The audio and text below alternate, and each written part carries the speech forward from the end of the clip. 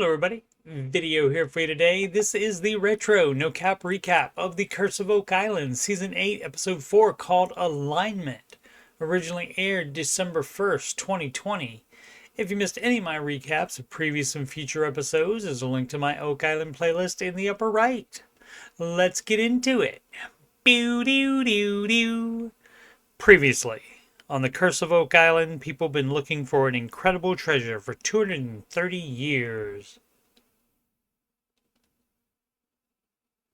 The episode opens with a great shot of both the money pit area and the swamp. On lot 15, archaeologist David McGinnis, great grandson of Daniel McGinnis, who discovered the money pit in 1795, has gotten to the glacial till of the pine tar kiln without seeing any evidence of a tunnel.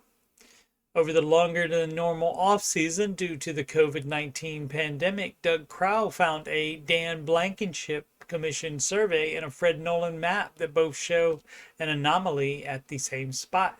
Fred marked it possible tunnel entrance. David has determined it to be a pine tar kiln and will get found charcoal carbon dated. New ground penetrating radar surveys and perhaps a larger excavation are being considered, but that requires a permit. In the war room, Rick, Marty, and Alex meet with Craig, who is minding business in Traverse City, Michigan, and David Irving of Irving Equipment via video conferencing. Rick and Marty have decided that due to island activity being limited by the pandemic restrictions until now, that there's not enough time to do a big dig money pit operation.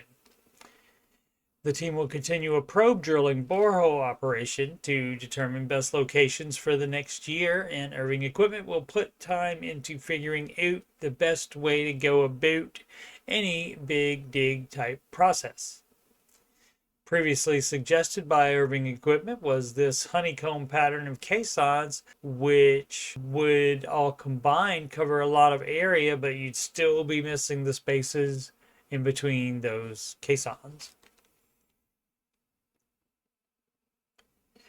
Gary and Peter begin metal detecting lot 32 just southwest of the swamp. It hasn't been thoroughly searched by the Laguna team due to the number of trees, but those have been thinned out recently. Gary finds this hand-forged axe head similar to the one he recently found near the pine tar kiln. And then he finds another one. And then another. All three were within 20 feet of each other. Gary says the area might have been a camp even though it's not on higher ground. When any habitation is involved, the government requires an archaeologist to be involved with the investigation. They call Laird and he joins them. Laird agrees that they are old, the axe heads, and also says he has seen some, but also that he doesn't come across many. Gary thinks they would be bigger if they were for cutting trees down, and Laird agrees, suggesting forestry, like cutting tree limbs. Laird apparently doesn't think 3 axe heads are enough to suggest a camp, so Gary and Peter are fine to continue. Rick, Marty, and other members of the team gather in the war room for a new theory via video conferencing with show veterans Corin Ma and Chris Morford. The two researchers would go on to continue appearances on the show and in 2024 co-author a book called The Jerusalem Files. Their last presentation involved a painting called The Shepherds of Arcadia and lining that up with Nolan's cross, which led to the Eye of the Swamp being something important. Upon investigation, the team found a circle of boulders in that spot. Cora and Chris used Google Earth to draw a line around the Earth using Nolan's cross as a basis. It goes directly through Versailles in France. It was built in the 1600s at the direction of King Louis XIV. The pair think that Versailles may be where the Templar treasure was housed for a short time before it was moved elsewhere. They begin looking at aerial views and discover that Versailles was laid out like a giant menorah.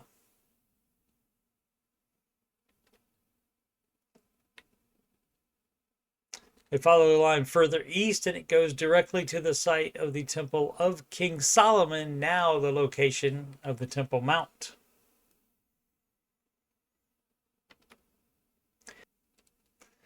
Marty asks if they are going to tell the team where to dig, and Corin says yes.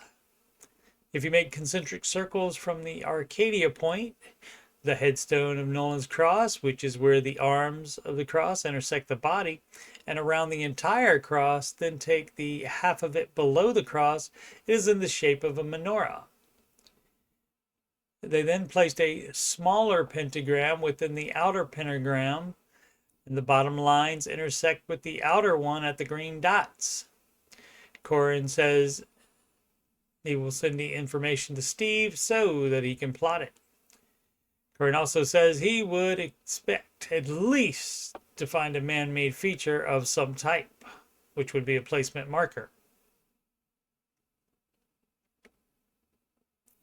The team very quickly follows up by investigating the western dot, which is on lot 11. The location is right next to a large dugout hole with water in it. And to the side of that, a mound of rocks. It is fairly close to the paved area in the swamp and also the spot on lot 32 where the axe heads were found. Without anyone saying trench, this graphic labels the new finds as trench feature. Marty squeezes in between the brush to take a closer look and says it looks to him like the stone mound is the spoils from the dugout hole. Doug does call it a trench at this point and suggests that Dr. Spooner test the sediment to get an age for when the hole was dug. Marty says if there's another one at the eastern point, he will jump into the believer camp. The eastern spot is on the border of lots 12 and 13. There is what Rick calls a mound-like feature, but says that Fred Nolan bulldozed the area when he built the peninsula that gave him easier access to investigate the swamp. Marty says they will wait for Dr. Spooner's report on the trench and meanwhile dig the eastern spot. Tom Nolan joins Dr. Spooner, Steve, and Doug on lot 11 for the core sampling. He gets a full core fairly easily. The sediment goes only to where his higher thumb is marking. Dr. Spooner says that generally 10 centimeters is 100 years, so it's been around a while. Tom gives Doug permission to drain the trench and cut the lower limbs of the trees so that the mound is more easily seen. Later, Tom mans the backhoe and begins excavating the eastern spot while Gary metal detects the spoils. Rick says it's the easiest soil to excavate on the island and wonders if it was all disturbed by Fred. As they get to undisturbed soil, there are boulders. But at that moment, one of the hydraulic fittings on the excavator starts spraying fluid. The team will have to wait for repairs to continue. They do find this boulder that has a flat side on it.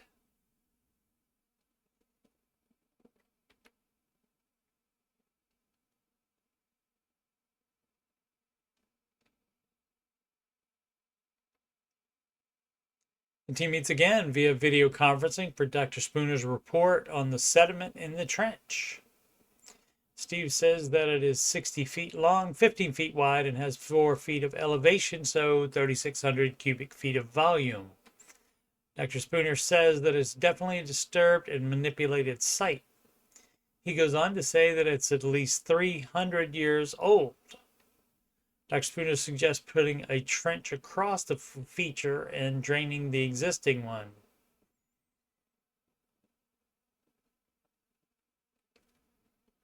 I'll be continuing retro no cap recaps of season 8 while also recapping the new season 12 episodes late Tuesday nights as they air.